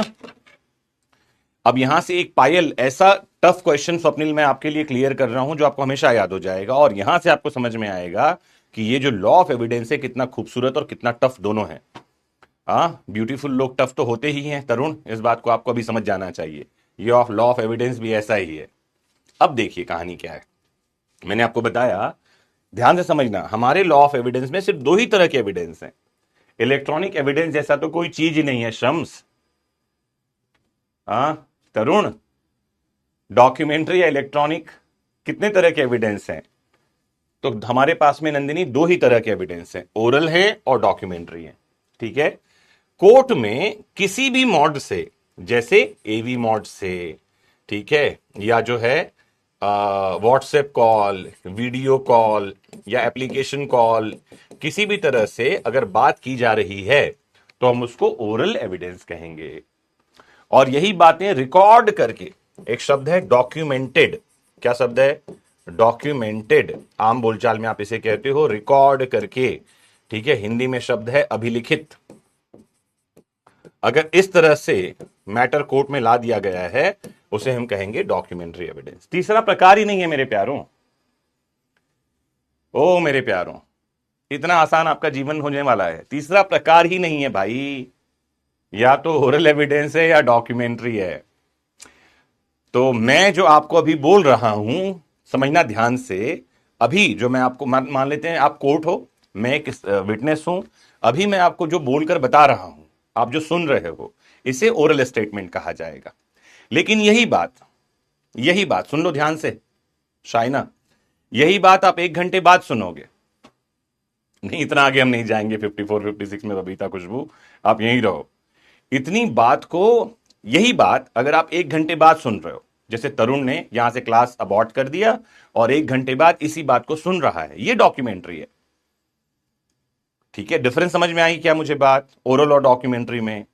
डॉक्यूमेंट्री क्या है? Which has been documented. एक क्वेश्चन और सुनिए, इसका आंसर मुझे दीजिए प्लीज, जरूर जल्दी आंसर दो फटाफट से, क्योंकि बहुत सारे इंपॉर्टेंट क्वेश्चन कवर कर रहे हो, ध्यान रखना इन बातों को सुनते सुनते आप। कॉल, दो लोगों के बीच में कॉल चल रही है। एक आपके एग्जाम में क्वेश्चन पूछता है, क्वेश्चन क्या पूछता है? दूरभाष पर की गई वार्ता, telephonic call is what kind of evidence? अरे बताओ जल्दी से। Telephonic call, RM Malkani versus state of Maharashtra का केस है। कौन सा केस है? RM मलकानी। मैं बहुत सारे केसेस भी बता जाऊंगा, ये सब रटना है, आपको याद करना है। आर एम मलकानी का मामला। अब देखो देखो, न्यासा ने आंसर दिया है ओरल, जगन्नाथ ने दिया है डॉक्यूमेंट्री, बबीता कह रही, क्योंकि दो ही तरह के तो हैं मेरे प्यारों, ओरल कोई तो एक होगा। अब तो आपके लिए जीवन मैंने आसान कर दिया है। नहीं नहीं नहीं नहीं नहीं नहीं नहीं नहीं, अन्वेषा बनर्जी साहब केमन आछे। तो अब तो मैंने आसान कर दिया, ओरल और डॉक्यूमेंट्री। ध्यान से समझिए मेरी बात को, क्वेश्चन को। पायल मेरी बात को ठीक से सुनो, नंदिनी, न्यासा ध्यान से क्वेश्चन को भी सुनो, और अभी आपको याद हो जाना चाहिए, घर जाके पढ़ना नहीं पढ़ना चाहिए। मंजीत, दो लोगों के बीच में telephonic call is no evidence. Shalu सही आंसर ले आई हो तुम, शाबाश। ध्यान से सुनिए फिर से, क्वेश्चन क्या पूछा गया है। दो लोगों के बीच दूरभाष वार्ता is what kind of evidence. दो लोग बात कर रहे हैं, मैं और शालू। नंदिनी ने सुना है, ठीक है, कोई एविडेंस नहीं, इसे कहते हैं हियर से। कैसा एविडेंस है? हियर से। इसे कहते हैं सुनी सुनाई साक्ष्य। कैसा बात है ये? सुनी सुनाई। कोई साक्ष्य, सुनी सुनाई साक्ष्य, कोई साक्ष्य नहीं है। सुनो रे मेरी बात को। मैंने क्वेश्चन क्या पूछा था, फिर से सुनिए। ये आपके एग्जाम के क्वेश्चन है ना, मैं जो भी बातें बता रहा हूं वो वही हैं जो कभी एग्जाम में पूछे गए हैं। साकिब मेरी बात को ठीक से सुनो, अब आंसर मत लिखो। मैं आपको जो कुछ भी बताऊंगा इन 10 12 15 दिनों में, जितना भी टाइम हमारे पास में है, ये वही है जो एग्जाम में पूछे गए हैं और पूछे जाने वाले हैं। मैं आपको एक एग्जांपल दे दूं, फिर इसका आंसर और समझाता हूं डिटेल में। अरे आंसर मत दो, अभी सुनो शालू, सुनो अभी। 2012 में एमपी सिविल जज की एक क्लास चल रही थी, ऑफलाइन क्लास। मैं क्लास में गया और क्लास में जाकर मैंने कहा कि दोस्तों आज मेरा लेक्चर नहीं होगा, क्योंकि मैं एक प्रोग्राम में जा रहा हूं। सुप्रीम कोर्ट की ऑनरेबल जस्टिस ज्ञान सुधा मिश्रा मैम आई हुई हैं, उनका प्रोग्राम है, तो I have to attend that. मैं चला गया क्लास से। मुझे पता नहीं कितने लोगों ने वहां सुना, लेकिन आपको बता दूं उसी साल एमपी सिविल जज के एग्जाम का क्वेश्चन था। 100 क्वेश्चन आते हैं, उसमें से एक क्वेश्चन था, सुप्रीम कोर्ट की एकमात्र सिटिंग महिला न्यायमूर्ति कौन है। और आंसर में क्लास में दे गया था। मुझे नहीं पता कि मैंने नोट्स में कभी लिखवाया नहीं लिखवाया, क्या किया, लेकिन मैं बोल गया था। क्या बोला था? कि सुप्रीम कोर्ट की जज ऑनरेबल ज्ञान सुधा मिश्रा मैम आई हैं, मैं जा रहा हूं। जिसने सुना होगा वो आंसर लगा आया। तो मैं कह रहा हूं ध्यान से सुनो, मैं जो भी बातें कर रहा हूं आपके एग्जाम, आपके लाइफ के काम की बातें कर रहा हूं। अगर एग्जाम में क्वेश्चन पूछा है कि call recording is what kind of evidence, documentary, R M Malkani का केस। कॉल रिकॉर्डिंग क्या है? डॉक्यूमेंट्री एविडेंस है। मैंने रिकॉर्डिंग शब्द यूज ही नहीं किया। एग्जाम में क्वेश्चन आया है ये, और लोग परेशान हो रहे थे इस क्वेश्चन को। आर एम मलकानी, इतना याद रखिए, आर एम मलकानी का case. Ram Singh versus colonel Ram Singh. क्या नाम है? राम सिंह वर्सेस कर्नल राम सिंह का मामला। ठीक है, क्या कहा है? Telephone recording is documentary evidence. दूरभाष वार्ता, telephone call is no evidence. Call log, documentary evidence. Server log, documentary evidence. ध्यान रखना है, कॉल लॉग और सर्वर लॉग। कॉल लॉग क्या होता है? कि आपने किस समय किससे कितनी देर बात की है। ध्यान रखना, आपको मैं एक जानकारी दे दूं, दो तरह की दुनिया है। एक है फिजिकल वर्ल्ड, जहां हम अभी नहीं मिल रहे हैं, अभी हम जहां मिल रहे हैं, ये दुनिया है वर्चुअल वर्ल्ड, ऑनलाइन की दुनिया। एक पुराने समय की कहानी ऐसी थी मेरे प्यारों, तुमने सुना हो अगर, खासकर हिंदुइज्म में ये बात चलती है कि इस दुनिया में आने के बाद हम जो कुछ भी कर रहे हैं, कोई उसका लेखा जोखा रख रहा है, जो लिख रहा है उसे चित्रगुप्त कहते हैं। इस दुनिया को आभासी दुनिया कहा गया, असली दुनिया वो है जहां से हम आए हैं। ऐसी वाली बातें आपने सुनी होगी। और लंबे समय में क्या हुआ पता है? हमने माना ये सब बकवास है, लेकिन आप बता दूं, आज की डेट में आप जो वर्चुअल वर्ल्ड में कर रहे हो, आप किस वेबसाइट पे गए, कितनी देर वहां ठहरे, क्या डाउनलोड किया, क्या अपलोड किया, कितनी देर आप वहां बिताए, इसे डिजिटल फुटप्रिंट कहा जाता है। और आप ऑनलाइन की दुनिया में जो कुछ भी कर रहे हो, कोई उसका हिसाब रख रहा है। जो हिसाब रख रहा है उसको सर्वर कहा जाता है। उस आदमी का नाम है सर्वर खान। हम सब का हिसाब रख रहा है वो, ठीक है। और वो रिपोर्ट मंगवाई जा सकती है। तो अगर आप सोच रहे हो मैं सुमड़ी में वॉल की तरफ मुंह करके कुछ देख रहा हूं, कौन मुझे देख रहा है? नहीं, ऊपर वाला सब देख रहा है। कौन देख रहा है? सर्वर। मुझे उम्मीद है कि ये बात आपको समझ में आ गई। डॉक्यूमेंट्री एविडेंस क्या है, ओरल एविडेंस क्या है। हियर से एविडेंस क्या होता है? सुनी सुनाई बात, मैं एविडेंस में ही आपको लिए जा रहा हूं, है ना। और बहुत सारे बाइफरकेशन हैं जो हम इन दोनों के अलावा करते हैं, जो कि हमारे इसमें नहीं लिखा हुआ है। एक होता है सब्सटेंटिव एविडेंस। कैसा एविडेंस? सब्सटेंटिव। सब्सटेंटिव एविडेंस क्या होता है? तो इसकी डेफिनेशन ये है, इसे हिंदी में कहते हैं सारवान साक्ष्य या मूल साक्ष्य। क्या होता है ये? An evidence which stands upon its own footing is known as substantive evidence। ऐसा कोई साक्ष्य जो स्वयं अपने पैरों पर खड़ा हो, मतलब उसको साबित करने के लिए किसी दूसरे साक्ष्य की जरूरत नहीं होती है, उसे मूल साक्ष्य कहते हैं या सारवान साक्ष्य कहते हैं। एक होता है कोरोबोरेटिव एविडेंस। कोरोबोरेटिव, BORATIVE, इसे कहते हैं संपोषक साक्ष्य। तो संपोषक साक्ष्य क्या होता है? ऐसा evidence which could not stand on its own footing. Documentary Shaina digital. तो संपोषक साक्ष्य क्या होता है? An evidence which could not stand upon its own footing and which can be used only for the purpose of corroboration is known as corroborative evidence. ऐसा साक्ष्य जो स्वयं अपने पैरों पर खड़ा नहीं होता और जिसे किसी अन्य साक्ष्य के संपोषण के लिए उपयोग में लाया जा सकता है, उसे हम संपोषक साक्ष्य कहते हैं। जैसे एग्जाम्पल के लिए, ये कौन सा एविडेंस है? Substantive evidence. तो डॉक्यूमेंट्री एविडेंस हो सकता है, ये जो है आपकी जानकारी के लिए प्राइमरी एविडेंस हो सकता है। ये जानकारी के लिए आपके ओरल एविडेंस हो सकता है, जो डायरेक्ट हो, आई विटनेस का एविडेंस हो सकता है। इसमें कौन सा आता है? Expert opinion. ठीक है, एक एग्जाम्पल है इसका, जो विशेषज्ञ हैं उनकी राय, ये जो है कोरोबोरेटिव नेचर की होती है। चलूं आगे। आपको पता है किसी को कि बेस्ट एविडेंस क्या होता है? नहीं, आगे के सेक्शन में नहीं जाऊंगा बबीता, आप पूरी तरह से कंफ्यूज हो जाओगे। मैं तो पूरा का पूरा एविडेंस लॉ यहीं घुमाकर आपके सामने रख दूं, वॉट एवर, लेकिन नहीं, ऐसा नहीं करेंगे। मैं मान के चलता हूं कि आप में से बहुत सारे लोग पहली बार एविडेंस लॉ पढ़ रहे हो, इसलिए मैं बहुत बेस से बहुत आसान से समझा रहा हूं। किसी को पता है बेस्ट एविडेंस क्या होता है? Call recording documentary evidence. Nandini, अभी बताया मैंने, RM मलकानी का case, call recording documentary evidence है। Call is no evidence. Call recording, call log, server log, 3 शब्द याद रखिए। तो न्यासा ने बताया documentary evidence is the best evidence. Yajnavalkya की स्मृति कहती है दस्तावेजम मूल साक्ष्यम सर्वोत्तम भवति। दस्तावेजी साक्ष्य मूल साक्ष्य है, सर्वोत्तम होता है। न्यासा कहां याज्ञवल्क्य के जमाने में चली गई? 1000 साल पहले चली गई यहां। अभी भी कुछ लोग यही पढ़ रहे हैं। क्या पढ़ रहे हैं? डॉक्यूमेंट्री एविडेंस बेस्ट एविडेंस होता है। अभी भी बहुत लोग यही पढ़ रहे हैं। अरे अभी भी पढ़ रहे हो तुम, यही पढ़ रहे हो। आओ आपको जानकारी दूं, आज यहां से दिमाग के धागे खोलो। केस का नाम याद रखो। क्या याद रखो? Tommaso Bruno. Tommaso Bruno versus state of UP, 2014-15 का मामला है। Tommaso Bruno versus state of UP, supreme court का जजमेंट है और एकदम नई तरह की बात आ गई है सुप्रीम कोर्ट की। इस मामले में कहा कि सीसीटीवी फुटेज, क्या कहा?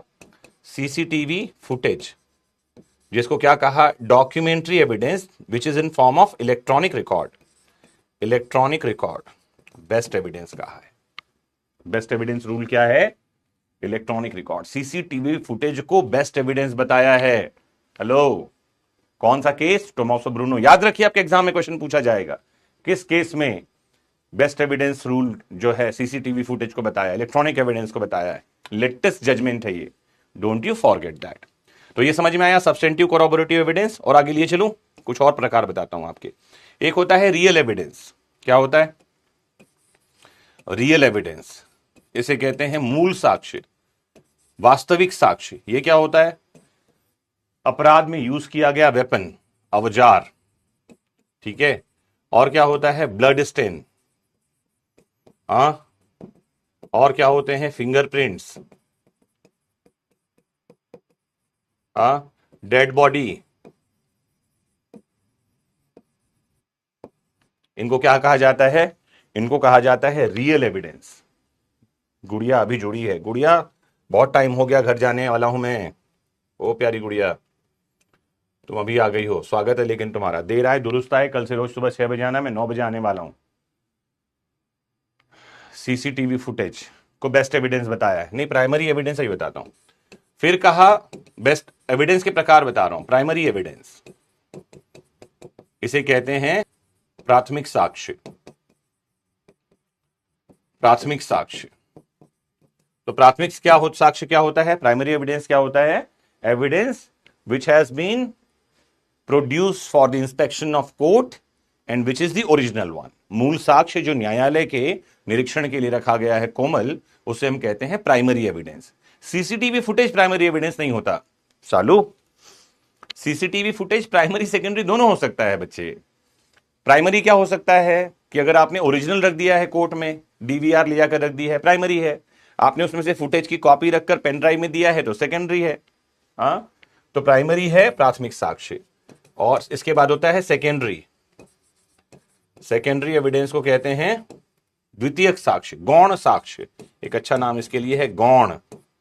ठीक है, सेकेंडरी एविडेंस ये क्या होता है? सेकेंडरी एविडेंस मैंने बताया कॉपी, मूल की प्रतिलिपि। ये देखिए मैंने इतने सारे एविडेंस के प्रकार आपके लिए कर दिए हैं। इतना फिलहाल के लिए बहुत है इस समरी क्लास में, तो बहुत ही ज्यादा बातें हमने समझ ली हैं।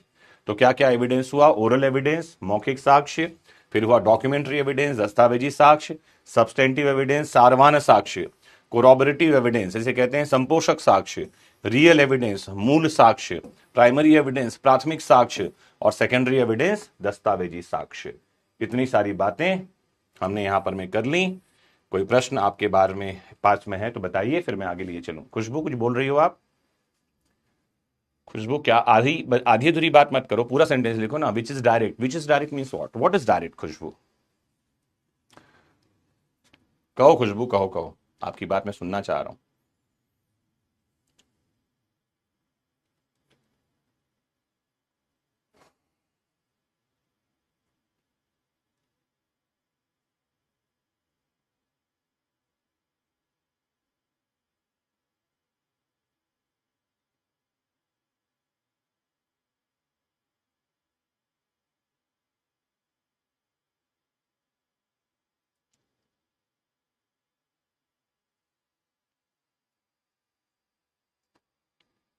CCTV footage is documentary evidence. Yes, दो ही तरह के हैं ना, इन सबको आप इन दोनों में ही संभाल सकते हो ला करके मेरे प्यारों। हेलो सुषमा, आप सारे एविडेंस को इन दो में लाकर डाल सकते हो, ओरल और डॉक्यूमेंट्री सब इसमें आ जाते हैं। लेकिन इनका बाइफर्केशन करेंगे तो और आगे जाएंगे। प्राइमरी एविडेंस डिपेंड करता है न्यासा। हम कई बार क्या समझते हैं, एक्चुअली मैं आपको थोड़ा सा और जानकारी दे दूं। हाँ, उनमें ही हम क्लासिफाई कर सकते हैं, सब पार्ट नहीं है राम, या तो वो डॉक्यूमेंट्री होगा या ओरल होगा, दैट्स इट, ऐसा आप समझ लो। ठीक है, और न्यासा कह रही है primary evidence is the best. नहीं नहीं, न्यासा न्यासा न्यासा न्यासा, मेरी बात को ठीक से समझो। बेस्ट जो होता है ना, तरुण, न्यासा, राम, ये सुपरलेटिव डिग्री ऑफ एडजेक्टिव है। सुपरलेटिव डिग्री ऑफ एडजेक्टिव कहां यूज में आता है? जहां तीन की तुलना करनी हो। जैसे मान लो इस क्लास में हमने एक टेस्ट लिया आज साक्ष्य अधिनियम का, मैंने 100 क्वेश्चन दिए। तरुण के आए मान लेते हैं 5 नंबर, और राम के आए 7 नंबर, और न्यासा के आगे 10 नंबर। तो सबसे नॉलेजेबल कौन हुआ? साक्ष्य अधिनियम का सबसे ज्यादा ज्ञानी कौन हुआ? न्यासा। कौन हुआ ज्ञानी? बेस्ट कौन हुआ? न्यासा हुई 10 नंबर की। तो न्यासा बेस्ट है क्या? नहीं नहीं नहीं, इन तीन के कंपैरिजन में क्या बढ़िया है? तो बेस्ट एविडेंस हमेशा चेंज होता है, डिपेंड करता है क्या अवेलेबल है। अवेलेबल में सबसे बढ़िया क्या है, वो बेस्ट एविडेंस है। इतनी आसान सी बात। ठीक है, फटाफट से आइए, कुछ और बातें बता दूं मैं आपको, जल्दी से आ जाओ। तो हमारा जो एविडेंस एक्ट है, भारतीय साक्ष्य अधिनियम, किसी ने मुझे कहा है कि सर व्हाइट कलर से लिखिए, सफेद रंग, वो लाल रंग से घबरा रहा है, कह रहा है ये लाल रंग मुझे कब छोड़ेगा। तो हमारा बीएसए जो है ये पार्ट्स में डिवाइडेड है मेरे प्यारों। कितने पार्ट्स में डिवाइडेड है? 4 पार्ट्स में डिवाइडेड है। याद रखिए, आपके एग्जाम में पूछ सकता है ये भी। इसे कहते हैं work plan of evidence act. हाँ हाँ, ये जितने भी एविडेंस हैं शालू, ये सब या तो ओरल होंगे या डॉक्यूमेंट्री होंगे। ठीक बात, एक लाइन में याद रख लो, जितने भी एविडेंस हैं या तो ओरल होंगे या डॉक्यूमेंट्री होंगे, सीधी सी बात है ना। तो कितने पार्ट्स में डिवाइडेड है? 4 पार्ट्स में। जो पार्ट 1 है ठीक है, पार्ट 1। इसमें 2 ही सेक्शन है, सेक्शन 1 और सेक्शन 2, याद रखिए। फिर पार्ट 2, अगर पूरे एविडेंस एक्ट में अगर आपको कहा जाए, अगर मुझसे आप पूछो कि सर हमको अगर एविडेंस एक्ट में बहुत कम सेक्शन पढ़ के जाना है तो क्या पढ़ के जाना है, तो सिर्फ पार्ट 2 पढ़कर जाइए। अगर एविडेंस एक्ट में आपके एग्जाम में 20 क्वेश्चन पूछे जाने हैं तो 18 क्वेश्चन इसी पार्ट से पूछे जाने। यहां क्या क्या आते हैं, सेक्शन 3 से लेकर सेक्शन 50 तक के क्वेश्चन जो हैं वो इस पार्ट में आते हैं। कहां से कहां तक, 3 से 50 तक। बहुत इंपॉर्टेंट पार्ट है ये। एविडेंस एक्ट की आत्मा यही है, क्या है, आत्मा। ठीक, फिर आता है पार्ट 3। पार्ट 3 में क्या होगा, सेक्शन 51 से लेकर 103 तक के जो सेक्शंस हैं वो पार्ट 3 में आएंगे। और फिर है हमारे पास लास्ट पार्ट, पार्ट 4, और पार्ट 4 में 104 से लेकर के 170 तक के सेक्शंस जो हैं पार्ट 4 में आते हैं। तो कई बार एग्जाम में क्वेश्चन पूछता है कि कितने पार्ट में डिवाइडेड हैं, है ना, कितने सेक्शंस हैं, ऐसी वाली बातें भी एग्जाम में पूछी जाती हैं। तो आप इस बात को भी याद रखें। और आप ओरल और डॉक्यूमेंट्री को स्प्लिट बिल्कुल मत कीजिए, ओरल और डॉक्यूमेंट्री को वैसे रहने दीजिए चालू। लेकिन बताया मैंने, कोई भी क्वेश्चन, कोई भी बात कहीं आएगी, या तो ओरल होगी या डॉक्यूमेंट्री होगी, दैट्स इट। इतनी सी बात याद रखिए। चलें, अब हमारे जो एविडेंस एक्ट है इसमें 3 गोल्डन रूल हैं, ध्यान रखिए। क्या लिखिए यहां पर, मैं आप कहीं पर लिख लीजिए। मैं 15-20 मिनट आपके साथ और हूं, ठीक है, 15 मिनट आपके साथ और हूं। 3 गोल्डन प्रिंसिपल्स हम कहते हैं लॉ ऑफ एविडेंस के। आज मैं आपको यह भी बता दूं आज के क्वेश्चन में 3 गोल्डन प्रिंसिपल्स क्या क्या हैं। पहला गोल्डन प्रिंसिपल होता है कि हर दशा में बेस्ट एविडेंस देना चाहिए। Best evidence must be produced in every case. Best evidence क्या है, डिपेंड करेगा मामले से मामले पर। ठीक है, ध्यान रखना है। क्या ध्यान रखना है, बेस्ट एविडेंस क्या है, ये मामले से मामले पर डिपेंड करेगा। हमको एक्चुअल में नहीं पता अभी, लेकिन हाँ, अगर डॉक्यूमेंट्री और ओरल 2 हैं तो डॉक्यूमेंट्री ज्यादा अच्छा है, वेटेज ज्यादा है। प्राइमरी सेकेंडरी है तो प्राइमरी ज्यादा अच्छा है। तो बेस्ट एविडेंस रूल का मतलब है जो सबसे बढ़िया है वो ला करके दो। मुझे उम्मीद है कि बात समझ में आ गई। सबसे बढ़िया परसेंट टू परसेंट तक डिपेंड करेगा ना। अगर आप मुझे कहो कि मैं अपने पास में जो चीजें हैं उसमें सबसे बढ़िया आपको ला कर दूं शाइना, तो हो सकता है उसकी कीमत कितनी होगी, 50,000, 1,00,000, 2,00,000, 10,000, हो सकता है उसकी कीमत इतनी हो। आप कहो कि मुझे, मैं सबसे बढ़िया मेरे पास जो वॉच है वो ला करके दूं, तो कितनी कीमत होगी उसकी, 40-50 हजार रुपए, अगर मैं अपना एप्पल वॉच निकाल कर दे दूं तो। लेकिन वही अगर आप अनंत अंबानी को कहो सबसे बेस्ट ला करके दो, तो उसकी कीमत 50 करोड़ रुपए हो सकती है, कौन जाने 1 अरब रुपए का भी हो। ये डिपेंड करता है, ठीक है, किसके पास क्या है। तो बेस्ट एविडेंस रूल देना चाहिए। दूसरे नंबर पे क्या है, हियर से एविडेंस जो है ये एडमिसिबल नहीं है, सुनी सुनाई बात ग्राह्य नहीं होती है। और तीसरा इंपॉर्टेंट रूल क्या है, जब कभी कोर्ट में आप बात करो तो बकवास नहीं चलेगी। Facts must be confined to fact in issue और रिलेवेंट फैक्ट। अगर आप न्यायालय में साक्ष्य दे रहे हो तो आपका साक्ष्य विवाद्य तथ्य या सुसंगत तथ्य तक सीमित रहना चाहिए। ठीक है, आपको मैंने अभी समझाया, डॉक्यूमेंट्री एविडेंस में इलेक्ट्रॉनिक अभिलेख शामिल होते हैं। मौखिक साक्ष्य को प्रत्यक्ष होना चाहिए। प्रत्यक्ष का मतलब है जिसने सुना वो बोलेगा मैंने सुना, जिसने देखा वो बोलेगा मैंने देखा, और जिसने सूंघा है वो कहेगा मैंने सूंघा। This is all about the प्रत्यक्ष thing. Facts includes physical facts and mental facts, मैंने आपको समझाया। और लास्ट इंपॉर्टेंट बात, relevant facts are those which are connected to the fact in issue. सुसंगत तथ्य क्या होते हैं, कौन सा सेक्शन है, 2(1)(k), याद रखिए। धारा कहां है, 2(1)(k) में है, धारा याद रखनी है। रिलेवेंट फैक्ट्स क्या हैं, जो विवादित तथ्यों से जुड़े होते हैं। इसका मतलब क्या है, संबद्ध तथ्य क्या है, संबद्ध, कनेक्टेड। ठीक है, और कनेक्टेड कैसे होना चाहिए, जैसा सेक्शन 4 से 50 में बताया है। कहां बताया है, 4 से 40 में। The manner provided in section 4 to 50 of evidence of the BSA, in such manner the facts must be connected, related, जुड़ा हुआ होना चाहिए, संबद्ध होना चाहिए। इतनी सी बातें आज के लिए थी जो मैं आपके लिए लेकर आया था। फटाफट से कुछ क्वेश्चन में चलते हैं, अगर आपके पास आंसर हो तो मुझे बताइए। पहला क्वेश्चन है कि साक्ष्य अधिनियम में कौन से कानून को रिप्लेस किया है, तो यह है हमारा इंडियन एविडेंस एक्ट 1872। इसकी जगह हमारा BSA आया है। व्याख्या, एक्सप्लेनेशन सब साथ में, आपको ये नोट्स मिल जाएगा, है ना, इसको भी देखिए। BSA किसको लागू होता है, ठीक है, तो ध्यान रखना है, जुडिशियल प्रोसीडिंग, न्यायिक कार्यवाहियों पर हमारा साक्ष्य कानून लागू होता है, आपको भूलना नहीं है। फिर एक क्वेश्चन देखिए, ओरल एविडेंस मस्ट बी कैसा होना चाहिए, मौखिक साक्ष्य कैसा होना चाहिए, डायरेक्ट होना चाहिए। इसका मतलब क्या है, जिसने सुना है वो क्या कहेगा, मैंने सुना। जिसने देखा है उसको कहना चाहिए मैंने देखा। And who has perceived by his senses, जिसने महसूसा है उसको कहना चाहिए मैंने महसूसा, मैंने महसूस किया। क्वेश्चन देखिए, डॉक्यूमेंट में क्या शामिल है, ठीक है, डॉक्यूमेंट में क्या शामिल है, पेपर ओनली ना, ओनली शब्द इसको खराब कर रहा है। स्पोकन वर्ड्स बिल्कुल नहीं, जेस्चर होती है, भाव भंगिमाएं। इलेक्ट्रॉनिक रिकॉर्ड डॉक्यूमेंट में शामिल होता है, जैसा कि मैंने थोड़ी देर पहले आपको समझाया है। क्वेश्चन देखिए, एविडेंस में क्या शामिल होते हैं, हाँ, ओरल, ओरल ओनली, ये ओनली शब्द खराब कर रहा है, कह रहा है केवल मौखिक बात, ना ना ना। डॉक्यूमेंट्री ओनली, ना ना ना, सिर्फ डॉक्यूमेंट सिर्फ ओरल नहीं है, ओरल और डॉक्यूमेंट्री दोनों मिलाकर के एविडेंस बनते हैं। ओरल एविडेंस भी होगा, डॉक्यूमेंट्री एविडेंस भी होगा। और अगर आप इन आंसर तक पहुंच पा रहे हो तो तुम्हारी जय जयकार हो। शिवांगी, नंदिनी, बी नहीं है आंसर अभी समझाया मैंने। जगन्नाथ, जगन्नाथ स्वामी जागिए, जगन्नाथ चकानैन नीला चलवारे, तू न संभाले तो हमें फिर कौन संभाले। जी, सी है आंसर मेरे प्यारे, सी है आंसर, सी सी सी।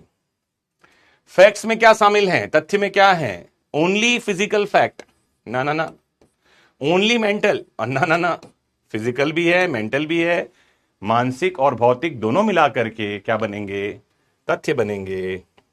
मेरे प्यारों राज दुलारों, BSA does not apply to, BSA किसको लागू नहीं होता है, एफिडेविट्स को लागू नहीं होता है। जुडिशियल प्रोसीडिंग को तो लागू होता है, कोर्ट्स को तो लागू होता है, ट्रायल्स को तो होगा ही होगा, एफिडेविट्स को लागू नहीं होगा। अभी मैंने समझाया था आपको किनको किनको एफिडेविट्स के साथ में, मैंने बताया था आर्बिट्रेशन प्रोसीडिंग को, आर्बिट्रेशन, याद है आपको आर्बिट्रेशन, हेलो।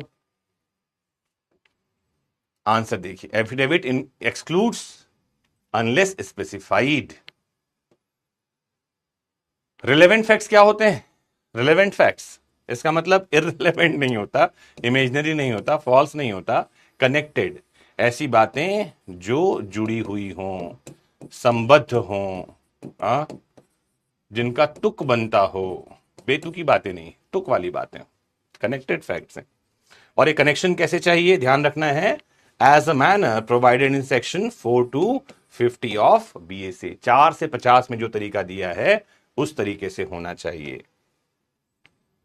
ठीक है। Evidence law mainly deals with, साक्ष्य कानून किससे संबंधित है, टैक्सेशन से संबंधित है क्या, संविदाओं से संबंधित है क्या, प्रोसीजर ऑफ प्रूफ से है क्या, सब्सटेंटिव राइट से है क्या, किससे संबंधित है, अरे बताओ। सी में कहां पर, टैक्सेशन से।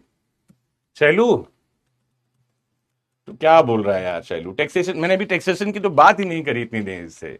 टैक्सेशन का मतलब है कर, कराधान, कर कानून से, संविदा के कानून से, ऐसा लिखा हुआ है, अधिकारों से या सबूत की प्रक्रिया से, प्रक्रिया किससे संबंधित है यार। अंकिता, पायल, उषा कहीं कहीं पहुंच पा रहे हैं, हाँ कहीं कहीं तो आप पहुंच पा रहे हो। और ये टैक्सेशन से कैसे संबंधित हो जाएगा, मतलब बहुत आसान सी बातें हैं अगर आपको ठीक समझ में आ रही है। हाँ, मैक्सिमम लोगों ने ठीक आंसर दे दिया है, तो बिना किसी डाउट का आंसर है ये, इसमें शक पैदा भी नहीं होना चाहिए अगर आपने अभी मेरी बातें समझ ली हैं।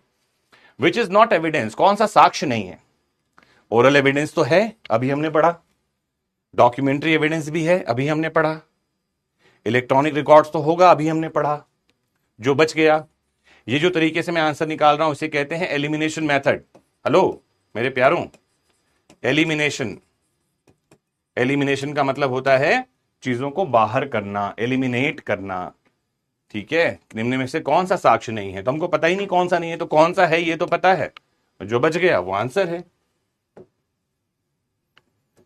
एक क्वेश्चन और देखिए, अरे हो गया, अरे वाह, इतने से क्वेश्चन मैं आपके लिए लेकर आया था। 5 मिनट आपके साथ मैं और हूं, फिर आज की क्लास हम क्लोज करेंगे। अगर आज की क्लास हसीना हुसैन आपने ठीक ठीक समझ लिया है, शैलू आपको ठीक समझ में आ गई है, कोमल अगर आपने ये 1-1.5 घंटे मेरे साथ अच्छे से बिताया है तो आपका ये दिन सफल हुआ है। हाँ, यही तरीका आजमाया जाता है, राम राम राम राम राम। कहो अविनाश, कोई प्रश्न आपके मन में हो मंजीत प्यारे तो मुझे बताओ, या फिर आज की क्लास हम क्लोज कर रहे हैं न्यासा, कल हम फिर जुड़ेंगे।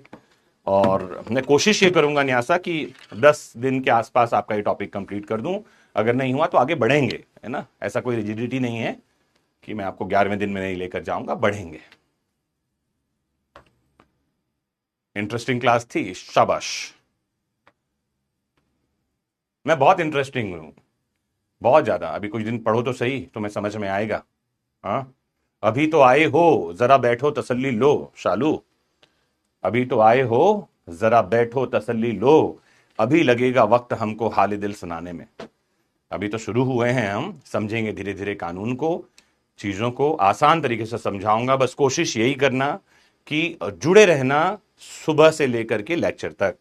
मतलब सुबह 9 बजे डॉट आ जाना और लास्ट 10:30 तक, उससे पहले पहले मैं क्लास छोड़ दूंगा। आप इस लेक्चर से जुड़े रहना।